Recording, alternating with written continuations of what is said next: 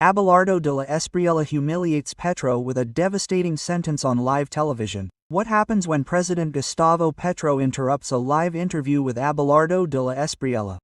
Only to be silenced by a single sentence that all of Colombia keeps repeating. The audience had no idea what had just happened. It was supposed to be a quiet evening of prime time on the Caracol channel. On a Thursday night in Bogotá, Abelardo de la Espriella was sitting under the bright lights of the studio, wearing his impeccable navy suit and perfectly knotted tie, just enough to convey elegance without losing relatability. He was talking about his government proposal for the 2026 presidential elections when the anchor's earpiece crackled. A few seconds later, the air changed completely. Before we begin, give it a like and subscribe so we can continue creating stories like this. Mr. de la Espriella, stammered Carolina Morales, the anchor, looking directly into the camera. We have just been informed that President Petro is calling into our program. A murmur of surprise ran through the studio. This was unscripted. No one expected a sitting president to interrupt his political opponent's live national television interview. The control room was in a state of panic. Producers were waving their hands frantically behind the glass. Carolina looked as if she had been told the building was on fire. Abelardo didn't blink, he simply leaned back in his chair, one hand on the armrest and the other adjusting his tie. His expression was serene, almost amused, as if he had been waiting for this moment his entire life. Put it on the air, Abelardo said in that slow, confident cadence he had perfected during his years as a trial lawyer. Let's hear from the president. The screen above the desk lit up. Gustavo Petro's face appeared on the video call, his gray hair disheveled and his expression agitated. Abelardo, Petro began, his voice booming over the studio speakers. I had to call after hearing the lies you're telling about my government. You're sitting there talking about change and progress when my administration has transformed this country like never before. We've given decent pensions to our elders. We've implemented the agrarian reform that no one dared to do. Social programs are finally reaching the most vulnerable. The people know it, Colombia knows it. Some in the studio audience shifted uncomfortably, others murmured. This wasn't just unusual, it was a live, unfiltered generational clash. The country's most media-friendly presidential candidate versus the progressive incumbent president. Abelardo didn't respond in kind, immediately. Instead, he turned to the studio cameras, let the silence stretch out, and then spoke as if he were having a conversation in the living room of his home in Monteria. Well, he said softly, it looks like we have an unexpected visitor tonight, Carolina. Laughter erupted in the studio. The tension was broken just enough, but only for a moment. Everyone could sense where this was headed. A showdown that no one had prepared for, one that could go viral in a matter of minutes. Petro, sensing he had the upper hand because he had interrupted, doubled down. People remember what Colombia was like before my administration. Corruption was rampant. Traditional politicians only worked for their business friends. I came in, I changed things, and the numbers don't lie. Abelardo. If it weren't for my tax reform, for my social policies, this country would still be the fiefdom of the same old people. And now you want to sit there acting like you represent something different. You don't. You're just more of the same, Abelardo, more of the same old. His words. They weren't polished, they were blunt, direct, designed to dominate the conversation. His tone carried the weight of someone occupying the Nariño house, his face on every newscast every day. Yet the audience was no longer watching the giant screen. Their eyes were fixed on Abelardo. Everyone wanted to see what he would do. Would he fall for the provocation? Would he retaliate in anger? Would he let it go? Instead, Abelardo leaned forward slightly, hands clasped together, and looked directly into the camera. His voice didn't match Petro's volume, he didn't rush. He spoke with the firmness of a man who had fought more than 2,000 legal battles and understood the value of perfect timing. Mr. President, Abelardo said, pausing to let the words sink in. I think Colombians are less interested in who shouts the loudest and more interested in who actually tells them the truth about the country we have. The studio erupted in applause. Carolina shifted in her seat, partly relieved, partly nervous, at what this could unleash. The clash was no longer hypothetical, it was happening live. Petro intervened again, his voice rising, but something had changed. Abelardo's calm response wasn't just about the words, it was about the tone, the control, the presence. Viewers at home could feel the contrast in their stomachs. One man charging from the screen, the other standing firm and unflappable in the studio. At that moment, the show no longer belonged to Petro from his house in Nariño, it belonged to Abelardo in the Caracol studio. But this was just the first round. What came next would turn a political confrontation into one of the most repeated live television broadcasts in recent Colombian history. But before the night was over, Abelardo would utter a single sentence that would make history in Colombian politics. Long before Petro's unexpected interruption, the evening had been designed to feel comfortable and reflective. Caracol Television had arranged a special interview with Abelardo de la Espriella at its main studios in Bogotá, a modern space with panoramic views of the capital. The setting was elegant. 2 leather armchairs arranged at an angle, a glass table with 2 cups of coffee, and a select audience of journalists and political analysts. Abelardo's invitation had been planned as an in-depth conversation, not a debate.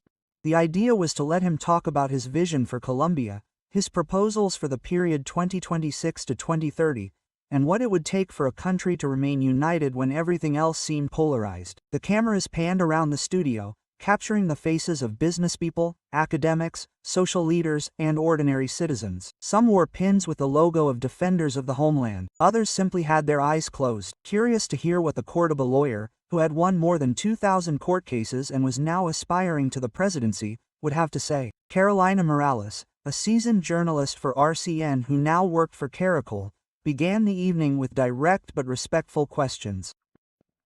Mr. Espriella said, "When you look at Colombia today, what is your main concern as a presidential candidate?"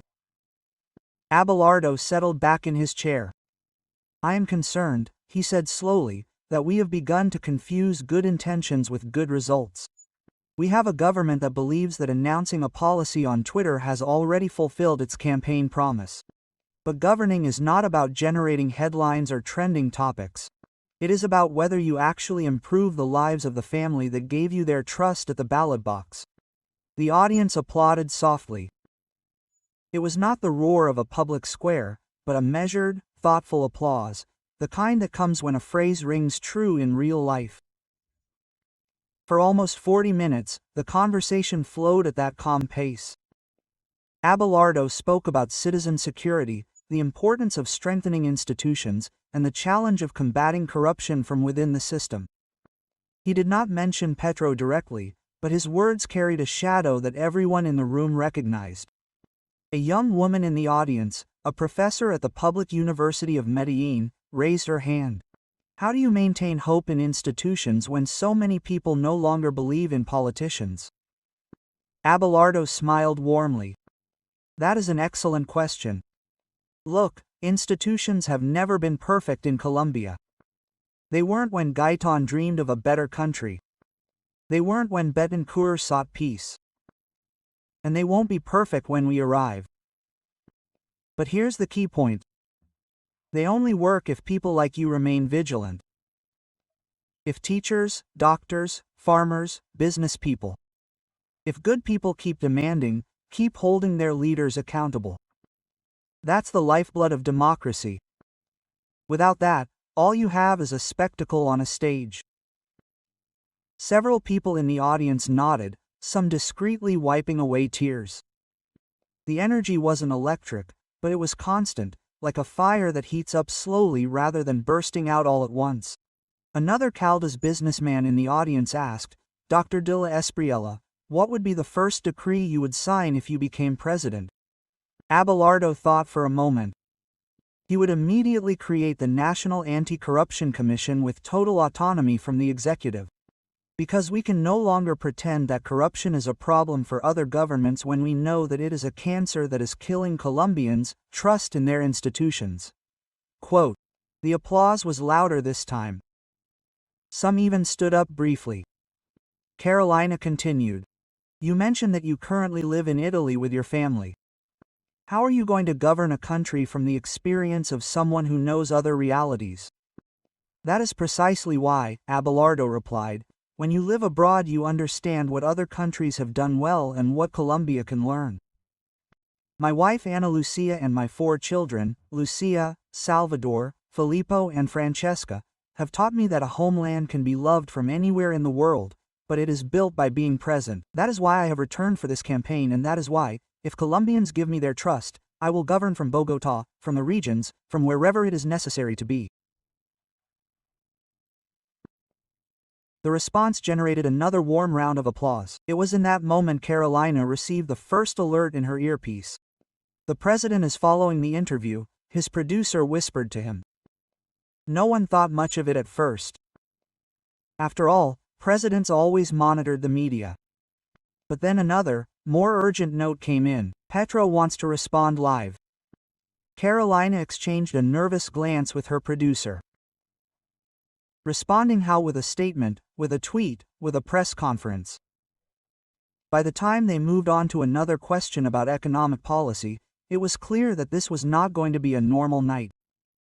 The technical team could sense that something was brewing, though they could not predict exactly what. A young journalist in the audience raised his hand. Doctor, what would you say to President Petro if you were here tonight? The room fell silent. Abelardo inclined his head, thinking carefully. Well, he said, choosing each word with surgical precision. I would tell you this, Mr. President, when you occupy the House of Nariño, you cannot speak only to those who applaud you on Twitter. You have to speak to all Colombians, even those who voted blank, because whether you like it or not, they are also your bosses. That is the job of a president, to serve the entire country, not just his electoral base. The response hit like a bucket of cold water. It was neither harsh nor brilliant, but it bore the weight of experience and political wisdom. The crowd applauded again, some leaning forward in their seats. In the control room, alarms were almost audible. President Petro was not going to let this go. Not tonight, not on national television with all of Colombia watching. But no one expected it to go beyond a tweet or a response on social media. No one expected him to call the show straight into action. The moment it happened, it felt like the entire studio stopped breathing. Carolina had just asked a question about the future of the peace agreement when her producer waved a white card at her from behind the cameras, waving it like an emergency flag. Carolina squinted, adjusted her glasses, and read the note. Her expression changed completely. Ladies and gentlemen, she said, clearing her throat and shifting uncomfortably in her seat, I have just received information that we have something completely unusual. President Gustavo Petro has called in live to our program. The audience gasped in unison. Some whispered to each other nervously. An elderly gentleman in the second row audibly muttered, "This can't be happening."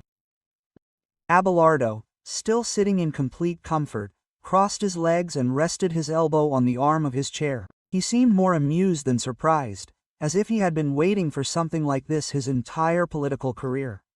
Quote, "Go ahead, Carolina," Abelardo said softly. "Let's hear the President of the Republic."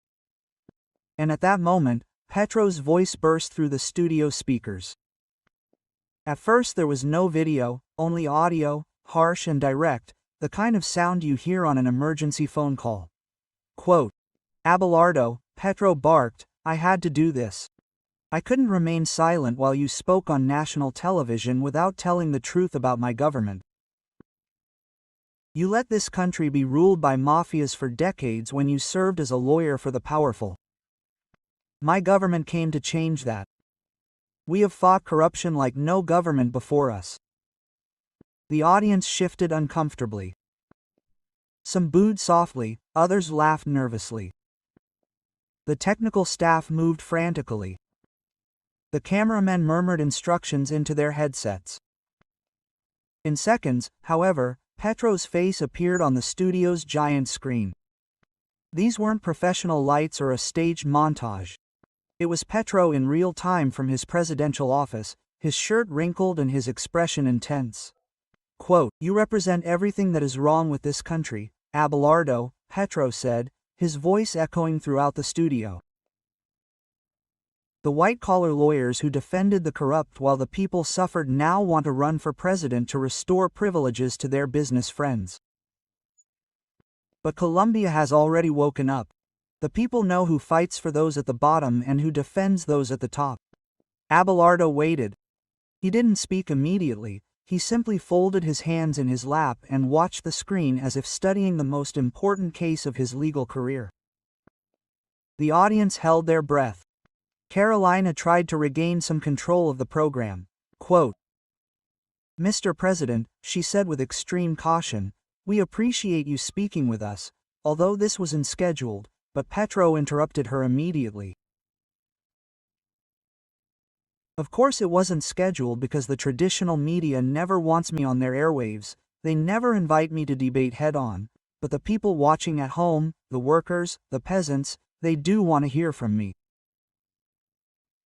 And the truth is that Abelardo de la Espriella represents the past, he always has.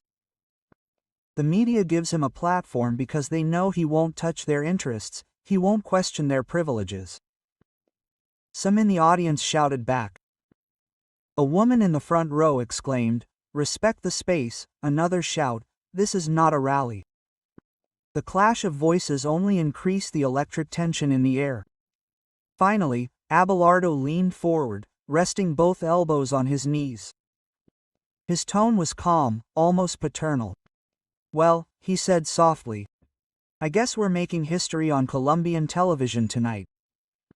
The phrase provoked nervous laughter from the audience, easing the tension for a microsecond, but that was all. Petro continued, his voice rising higher and higher. "People know that I've done more for the poor in 4 years than you traditional politicians have in 40. I've confronted the powerful, I've put the house in order, I've defended peace like no president before. You haven't done that, you haven't done any of that. And now you sit there acting like a statesman talking about institutions. You don't know the people, you don't know the real struggle." The audience was completely divided. Some complained, some booed, others applauded as if they were watching a boxing match at Madison Square Garden. Abelardo exhaled slowly through his nose, then looked up at the main camera.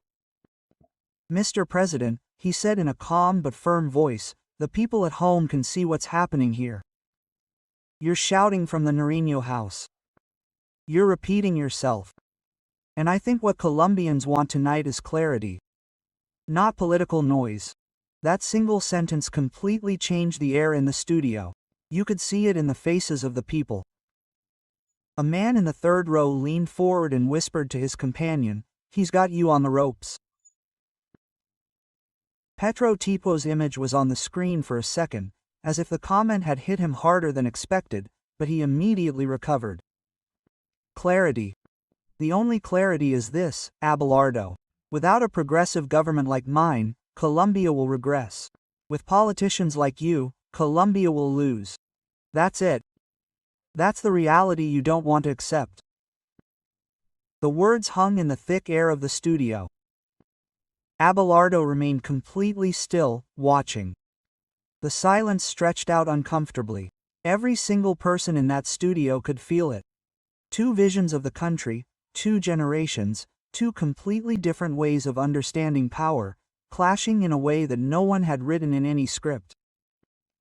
Carolina tried to intervene again, but it was too late. This was no longer her show. It belonged to the two of them, but the real knockout had yet to begin. The fireworks were just starting. By that point, the air inside the Caracol studios was so thick with tension that you could cut it with a scalpel. It wasn't the kind that fades with time, it was the kind that keeps everyone on the edge of their seats waiting for the next blow. The viewers at home were leaning closer to their televisions. People in the audience gripped the arms of their chairs until their knuckles turned white. Even Carolina Morales could barely keep her voice steady as she tried to moderate what had already become something much bigger than an interview.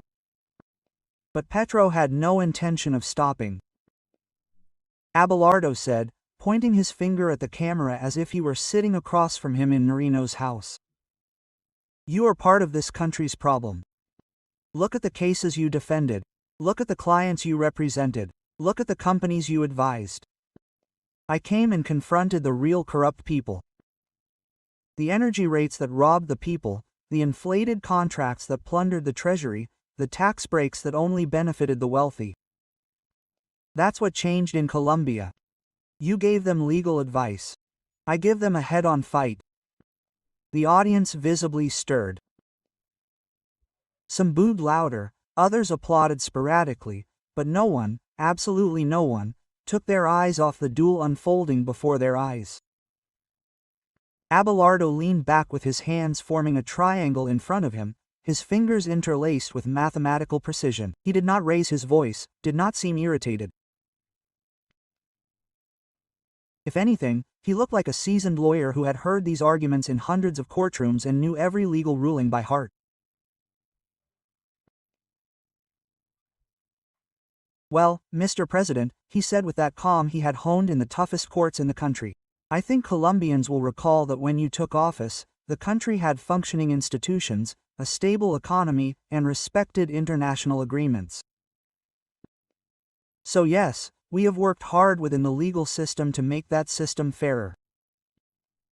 By the time your term ends, we expect the institutions to remain strong, investor confidence to remain intact, and Colombians to have more opportunities, not fewer. A wave of applause rippled through the studio, louder than before. Petro jumped in immediately, almost interrupting the applause. Lies. Totally false. All Colombians know that. You manipulate data like all lawyers for the powerful. You claim to defend the system, but it was that same system that kept Colombia backward for decades. I was the one who brought real social justice. I was the one who implemented the programs that changed the lives of millions. Who confronted those you protected in the courts? Abelardo raised his eyebrows slightly, as if Petro's emotional outburst had proven his point exactly. Justice, he said in an even, business-like tone. Justice is not about how loudly you speak on national television, Mr. President. Justice is about whether institutions work for everyone, whether citizens trust their leaders, whether Colombians feel that their president listens to all of them, not just those who applaud him. The studio erupted in applause again, this time much louder. Someone shouted from the back, "That's how you talk." Another exclaimed, "That's the difference." Petro smiled bitterly at the screen, shaking his head in visible frustration. You always talk fancy, Abelardo. That's what you do. Lawyers' speeches, no real action. I'm all about action. Colombians wanted someone who would really fight, someone who wouldn't kneel before the economic powers.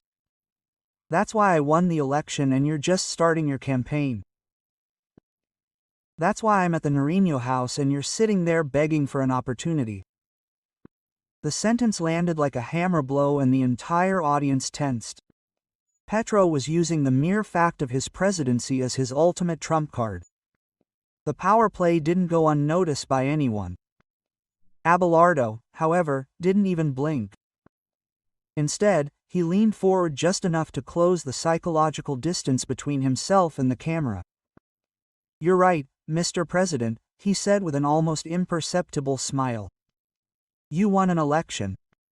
That's exactly what happens in a democracy. But winning doesn't mean you stop listening to the Colombians who didn't vote for you. It doesn't mean you spend every day attacking your critics instead of governing for everyone. The presidency is not a personal trophy, Mr. President. It's not about you, it's about them, the 50 million Colombians who sent you there to serve them. The audience roared with applause so loudly that Carolina had to raise both hands asking for silence so the program could continue.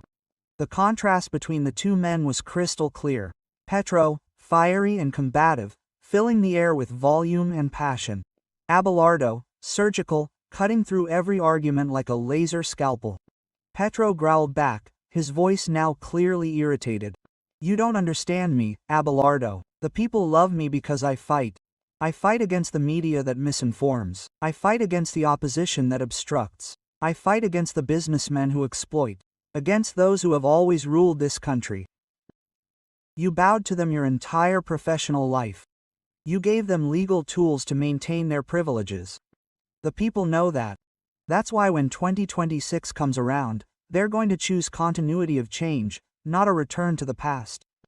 The mention of the news of the upcoming elections caused intense murmurs throughout the audience. Some booed loudly, others made comments.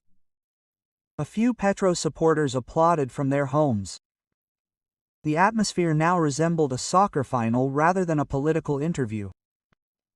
Abelardo smiled slightly, shaking his head as if he had just listened to a legal argument with obvious flaws. "You know, Mr. President, fighting against everyone is not the same as leading everyone. Anyone can start a fight from a position of power. The real question is, can you build consensus? Can you make Colombians more united than when you found them?" It was subtle, but the audience felt it physically. Abelardo was approaching the knockout, pressing without needing to raise his voice a single decibel. Petro's face hardened visibly on the giant screen. "I built the fairest country we've ever had. You want to return it to injustice. Strong social programs, structural reforms, peace with social justice. I made it happen. All honest Colombians recognize it. That's why they cheer me on." Every territory he reached, thousands of people, the most engaged crowds any leader has ever had. Abelardo let out a soft, barely audible chuckle, and that simple chuckle sent a wave of nervous laughter through the audience. He didn't even need words for the entire studio to sense where the real power of the conversation was leaning. Carolina glanced nervously between the two men, question cards shaking slightly in her hands.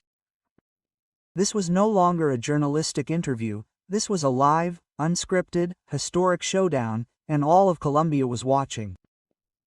Abelardo hadn't even uttered his sharpest line, but what he was about to say would turn the showdown upside down and become the most repeated phrase in Colombian politics in years. The studio seemed to vibrate with an electric energy that made every breath come in shorter and heavier tones. The viewers at home could feel it through their screens too. The live broadcast of Petro calling from the presidency and Abelardo answering from the studio was as surreal as two pesos, heavyweights squaring off in the final round. Only this wasn't a boxing ring, this was Colombian democracy live on prime time. Petro leaned forward on his presidential desk, his loudest voice cutting through the air like an ambulance siren. "Abelardo, are you jealous? That's what's going on here. You're jealous because I'm changing the country and you're still waiting your turn in line for traditional politicians.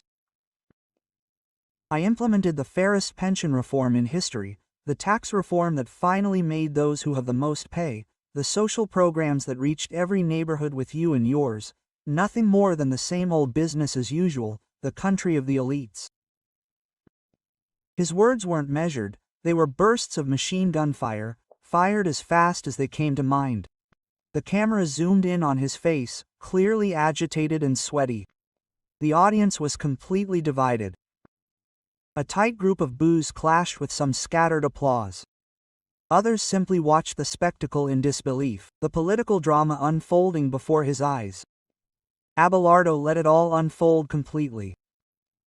He didn't interrupt, he didn't speak over him, he simply stood stock still with his shoulders relaxed, waiting with the patience of a seasoned lawyer for his opponent to exhaust himself with his own rhetoric.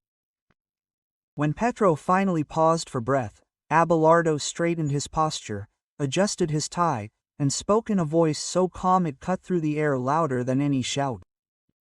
"Mr. President," he began slowly, "the Colombian people do not need you to recite accomplishments like an insurance salesman. They do not need campaign slogans at this point in your term. They do not need another round of winners and losers on social media.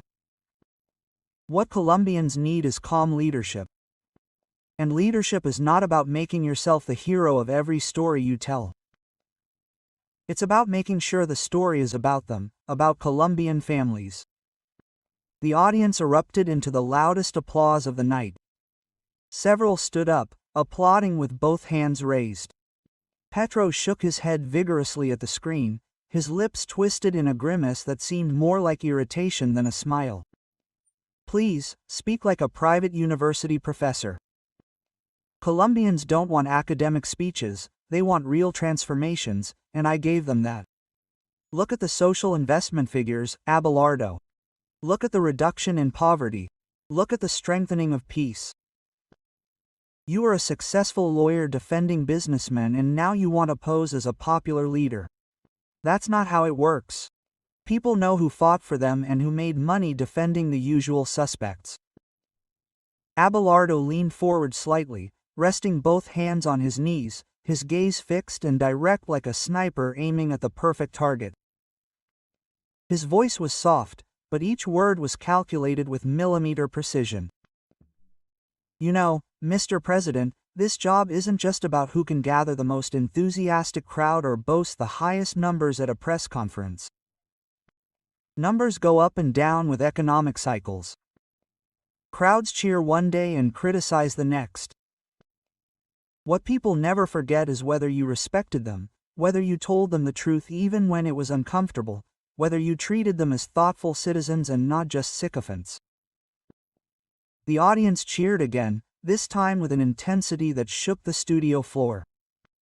Someone shouted, "That's the difference." Another exclaimed, "Say it clearly." Petro's face twisted in visible frustration, almost palpable through the screen. Right? Does he want to talk for real? He's lied about his intentions his entire career. A lawyer for the elites wanting to pass himself off as a popular leader. It's a contradiction in terms. He let this country be governed by the same families as always, and now he wants to come to power to restore its privileges. We Colombians know this. I am elected in territories that you don't even know about.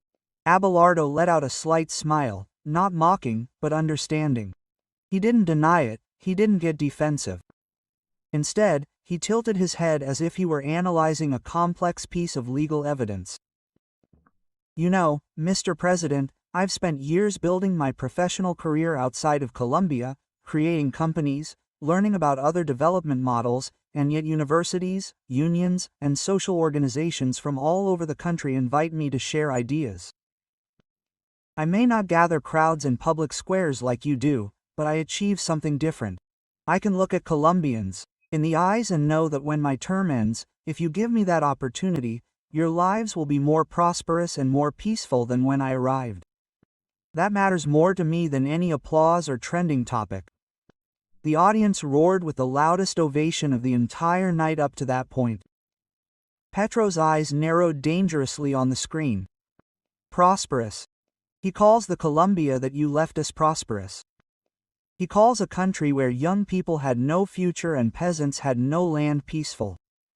Nobody believes those stories anymore, Abelardo. They believe me because I don't sugarcoat reality. I tell things as they are, without filters or political makeup. The words fell heavily in the thick air of the studio. Carolina tried desperately to intervene, but Abelardo raised a finger gently, indicating elegantly that he hadn't finished. Mr. President, he said with a calm that contrasted dramatically with Petro's agitation. Telling things as they are doesn't necessarily mean you're telling the truth. Sometimes it just means saying them loudly enough and often enough that people stop asking uncomfortable questions. But leadership isn't about media buzz, it's about honesty and concrete results. The reaction was immediate and impactful. Cheers, thunderous applause. Even a standing ovation from virtually the entire studio audience. The cameras captured the astonishment on people's faces, whispering to each other in awe. He's got it completely under control. That one was killer. He can't answer that. Abelardo remained seated, calm and unfazed, as if he were in his law office reviewing a routine contract. Petro, on the other hand, shifted visibly uncomfortably in his presidential chair, arranging non-existent papers, adjusting his shirt. It wasn't panic, but it was a deep discomfort that was completely visible to all of Colombia. Carolina cleared her throat nervously, trying desperately to regain some control. "Gentlemen, if we could get back to the audience questions." But there was no turning back now. The showdown had transcended economics and government figures entirely. It was no longer about partisan politics, it was about truth, about character, about how each man authentically showed up for millions of Colombians. But Abelardo was holding something much sharper, a line that would resonate for months at every family table, in every office, in every classroom in the country. The studio was electric. All eyes were on Abelardo, all ears intent on his next word as if it were the final verdict in a historic trial. Petro had just unleashed another emotional outburst, proclaiming that he alone represented true change in Colombia, but the energy in the studio had already shifted irreversibly. Abelardo was not rushing, he was not responding emotionally, he was biding his time, like a surgeon waiting for the precise moment to make the incision that would save a patient's life. Petro leaned even closer to his presidential camera, pointing his index finger toward the lens as if it could pierce the screen. "You are a professional talker, Abelardo. That's all he's ever been. He talks fancy in the courtroom but fails to deliver real change for the people. I'm a man of concrete action. Colombians wanted a president who would fight head-on, and they got him. That's why I'm sitting in this presidential chair and you're sitting there begging for an opportunity that may never come." Some in the audience let out hisses of disapproval, others shook their heads in visible annoyance. Carolina remained practically frozen, barely able to maintain her professional composure. Abelardo took a slow, deep breath, leaned forward with his elbows on his knees, and his voice dropped to little more than a heartfelt conversation, but that only caused the entire studio to gravitate toward him as if he were a magnet. "Mr. President," Abelardo began, "there is something fundamental that you still don't understand about the Colombian presidency. It's not about making everything revolve around you. It's about making Colombians feel seen, heard and respected, even when they didn't vote for you, because when you're only fighting for your personal image, you're not leading the country, you're just acting for the cameras." The audience erupted in applause, but Abelardo wasn't even remotely finished. He raised his hand slightly, quieting the studio, his eyes still fixed on the main camera like a laser. "You boast of having transformed Colombia, but presidential leadership is not measured by how many times you say the word change in your speeches. Leadership is measured by whether Colombian families sleep more peacefully, whether young people see more opportunities in their future, whether citizens can look at their president and feel that he respects all of them, not just those who applaud him." Petro rolled his eyes at the screen, smirking with obvious sarcasm. "Blah, blah, blah. Colombians no longer swallow those pretty speeches, Abelardo, they no longer buy that political product." Abelardo tilted his head slightly, as if he had been expecting precisely that reaction from the moment the conversation began. He paused long enough for the silence to weigh on every corner of the studio, and then he uttered the phrase that would be repeated for months on every news channel, on every social network, at every family table in Colombia. "Mr. President," Abelardo said in a firm but calm voice, "when you have to keep telling Colombians that you're winning, it usually means you're losing where it really matters." The words fell like a meteorite into the studio. The audience first let out a collective gasp, as if they had just witnessed an accident, and then erupted into the most thunderous ovation in recent Colombian television history. People jumped out of their seats, applauding, cheering, some even stamping their feet on the floor. Carolina's mouth fell open wide before she could close it, trying to hide her utter professional astonishment. Petro blinked rapidly at the screen, visibly shocked as if he had received a physical blow. He tried to fight back immediately, but his voice cracked slightly. That's completely absurd. Colombians know perfectly well that I'm transforming the country. They know it. Look at the territories, look at the social programs, look at the reforms. But his words were completely drowned out by the deafening roar from the audience in the Caracol studio. The cameras panned across the audience, capturing faces of utter admiration, an elderly lady wiping away tears of emotion, a young businessman clapping so hard his glasses almost fell off, university students literally jumping out of their seats.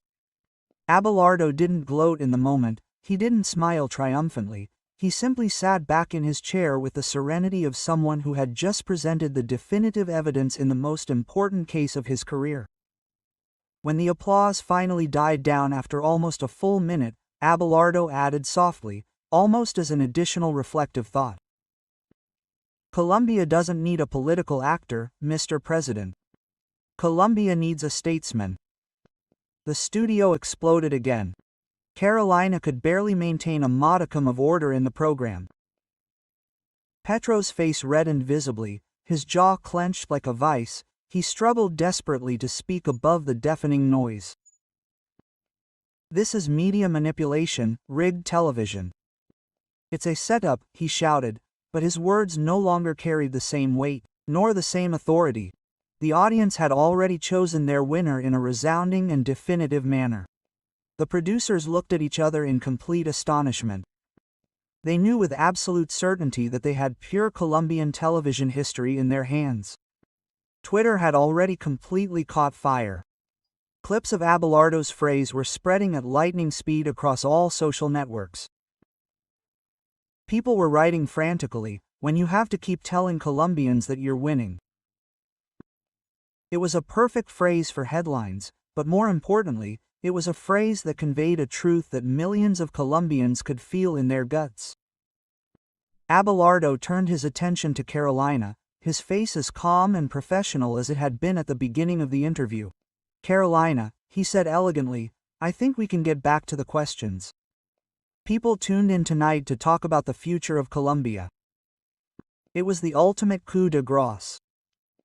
He had executed the perfect knockout and now he moved on as if the confrontation hadn't even shaken him emotionally. The audience roared again, but Petro kept shouting from the presidency, his voice growing increasingly desperate. "You are the past, Abelardo. A politician of the elite. No one is going to elect you, president." Abelardo didn't respond, he simply took a sip of his coffee. He set the cup down on the glass table and waited politely for Carolina's next question. It wasn't just the sentence that had morally silenced Petro, it was the masterful way in which Abelardo had delivered it. Calm, deliberate, surgical, a sentence so sharp it cut through all the noise of an entire presidency. But the real impact wasn't just how Abelardo handled the moment, it was how all of Colombia reacted when the cameras finally stopped rolling. The Caracol studio was reverberating like a soccer stadium at a final. Applause, cheers, laughter, the kind of electric energy that shakes a building from its foundations to its roof. Abelardo's sentence had landed like a supercute heavyweight and the audience was still riding a wave of pure adrenaline. For several minutes it no longer felt like a talk show, but a live concert with Abelardo as the artist who had just performed the song that everyone had come to hear, although no one knew existed.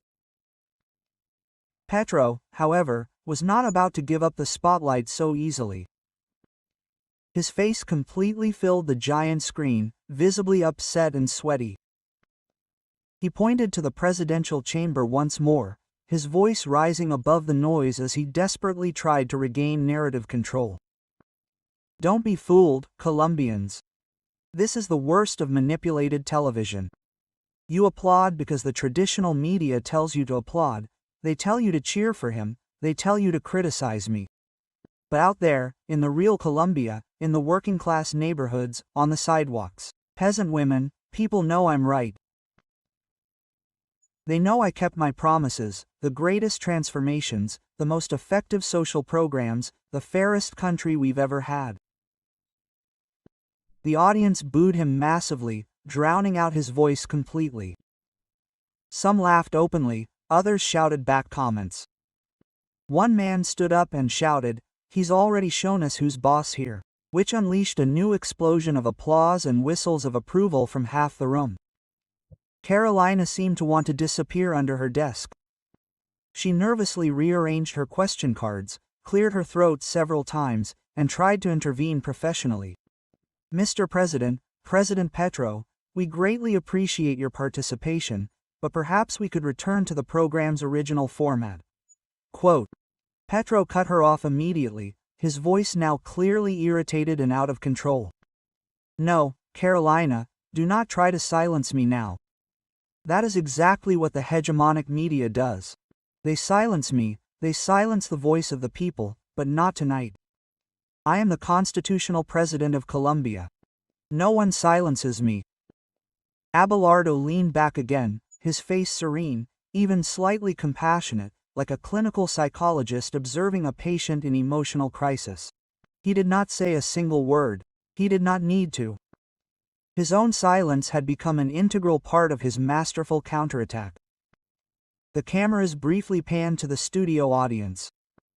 People whispered to each other, shook their heads. Incredulously, she smiled with a mix of amusement and amazement.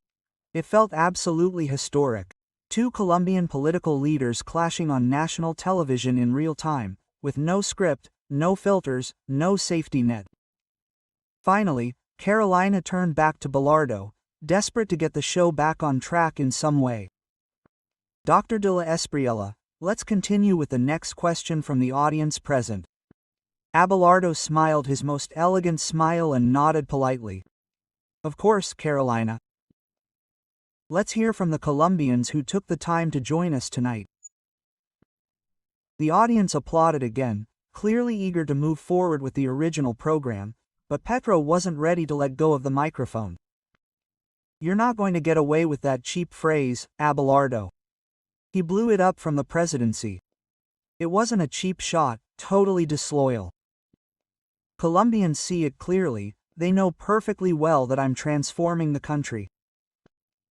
Look at the social investment figures, look at the reduction in inequality, look at the institutional strengthening. These are data points, concrete, tangible realities.